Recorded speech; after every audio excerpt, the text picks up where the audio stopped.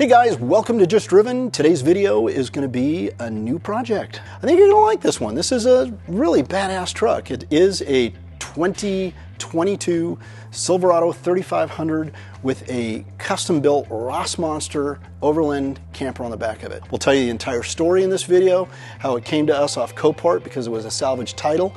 As you can see, there's nothing really wrong with it, but when you look inside, a little fire started in there, which is ultimately why it landed at Copart. So stick around, another build brought to you by Just Driven.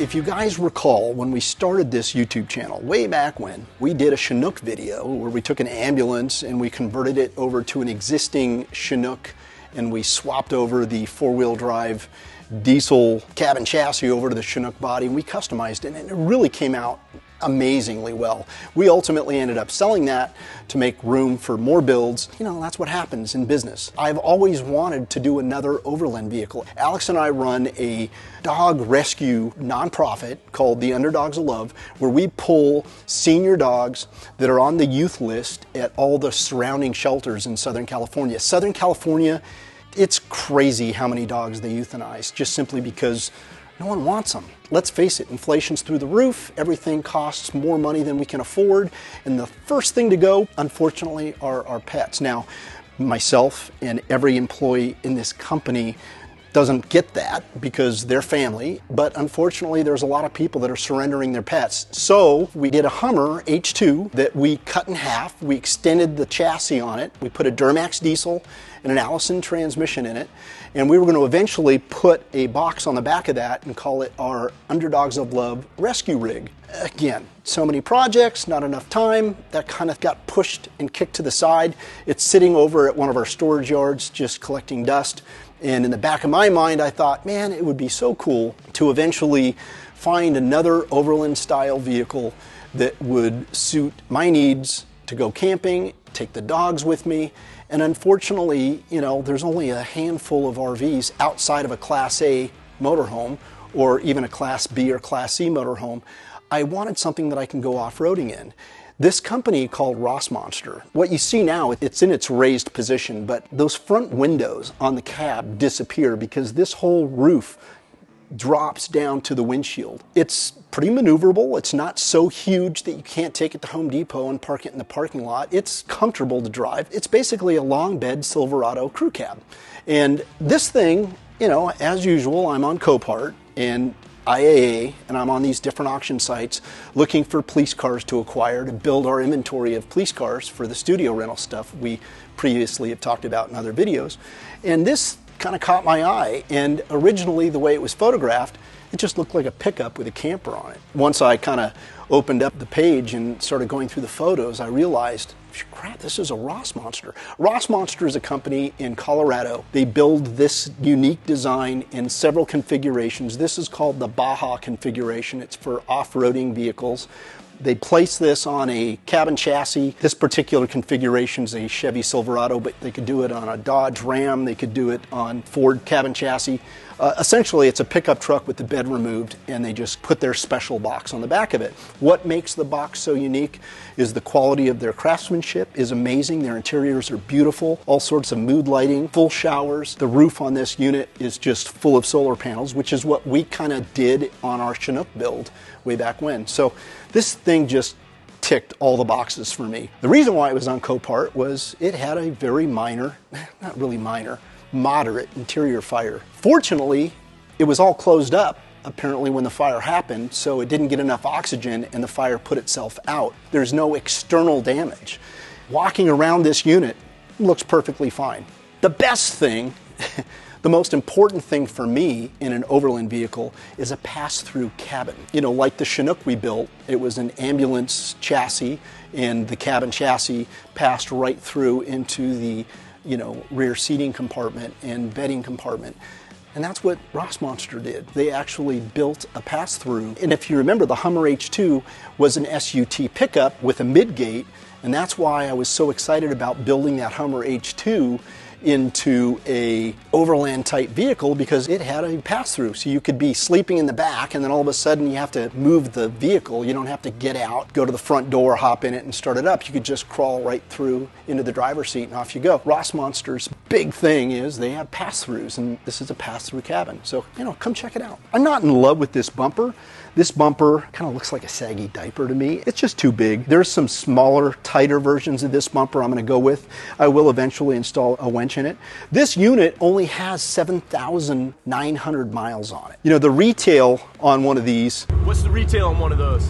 ...is somewhere in the area of about $350,000. But you get amazing quality and craftsmanship from Rossmonster. This actually went to Rossmonster after the fire occurred so they could kind of figure out what happened exactly. You'll notice that there is a debris field in the warehouse here, and this is pretty much a lot of the components.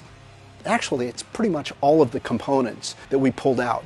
We decided, you know, not all the cabinets were completely ruined, but with any fire, you're going to have soot damage. The smell is not easy to get rid of. You could spray all the kind of chemicals you want to kind of die that smell down. It's not going to go away.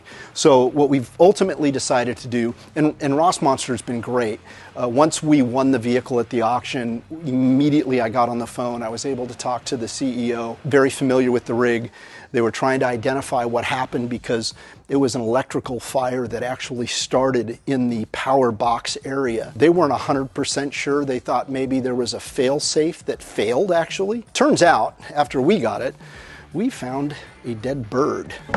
We're gonna put birds on things. Spruce it up. A bird had somehow gotten into the cabinet and knocked something over, ultimately starting the fire. The remnants of the bird was still there. Poor guy, didn't stand a chance. But unfortunately, it caught the interior on fire. And like I said, since it was all closed up at the time, it didn't have enough oxygen to continue to burn all the way through the structure.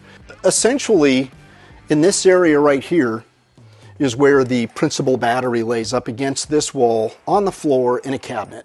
And that was the area that ultimately the fire was started in. The fire spread through the cabinet. It caught the upholstery of the seat, which is laying around here somewhere. That particular cushion sustained the brunt of the fire damage, which is right here. It spread. The top was in the down position. So what ultimately happened, that fire kind of caught the upper cabinet door, and that kind of got crispy. So crispy. Didn't completely catch on fire. Like I said, it was really fortunate that everything was closed up. What we were faced with was all the soot and the smell of smoke, and it was intense. As you could see, you know, some of the paneling, I mean, we've already removed most of the material, but you could see all the darkening of the material, the darkening of the wood. So we got on the phone, talked to the people over at Rossmonster, and they were just amazing. They said, hey, look, whatever you want to do. Their advice was to remove the upper top and hang it from a winch system.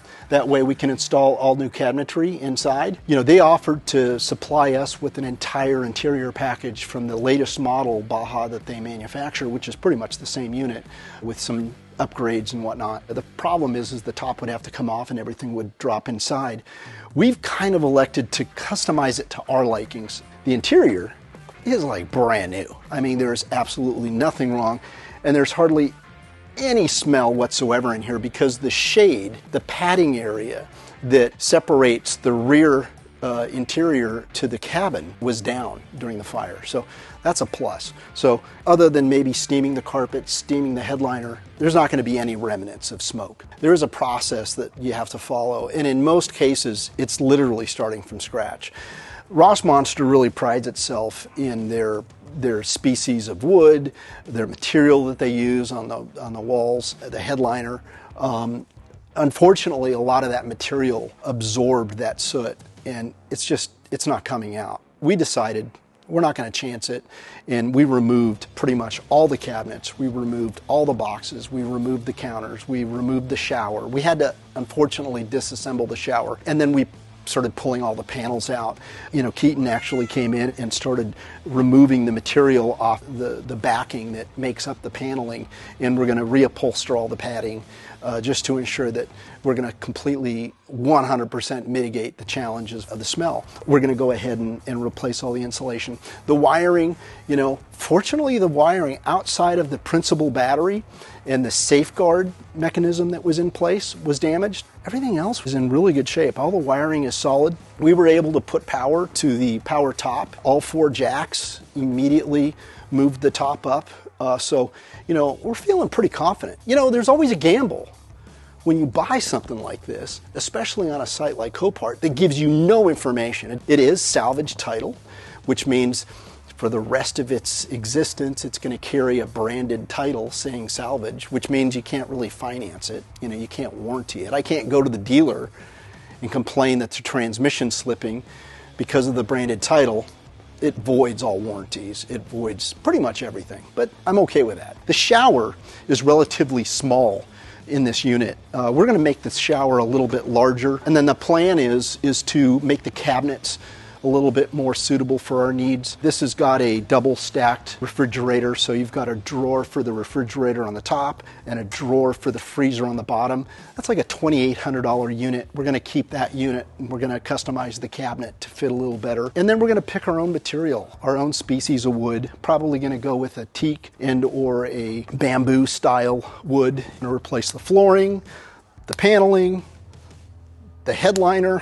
It's gonna be brand new. As much as we appreciate the fact that Rossmonster was willing to help us in any way we can to get this thing back on the road, we feel like we want to kind of take our own personal liberties and customize it to our liking. And you know, I'm going to make it dog friendly since I'm in the dog business. The dogs will be able to continue to, while we're driving, have access to the back, and they could lay on the back cushions and whatnot back there. So, yeah. This is going to be a fun build, guys. I'm really, really excited about it. And I'm excited about it because Adrian's got his monster build that is coming really close to being completed. It's going to be fun to take these things out and have some fun with them. And Alex has got his excursion build that he and his wife and kids are going to do a lot of camping in. And it's not something that I'm looking at selling. It's something that I'm probably going to hold on to. I do have a courtyard at my house, so it could be parked in a courtyard safe.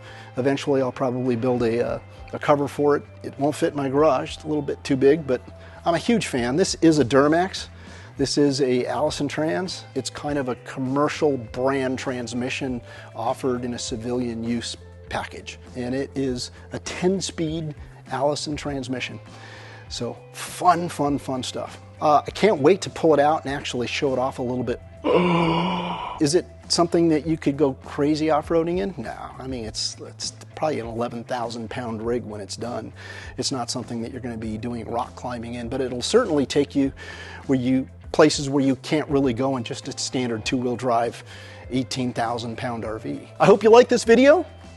If you didn't, let me know. If you do like it, and if you do want to see more of this, make a comment. Tell me what you think. What would you like to see? Would you like to see us build the entire unit? Because we can capture all that on video for your pleasure if you guys are into this sort of thing.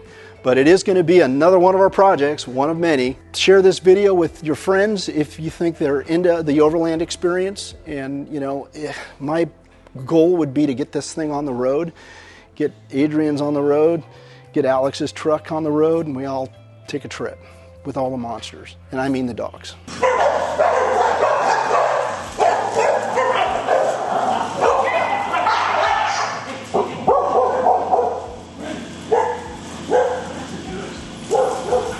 Anyway, you guys, I hope you enjoyed this video. Give us a thumbs up. And if you would be so kind to leave a comment, tell us what you think. And yeah, we'll see you in the next one.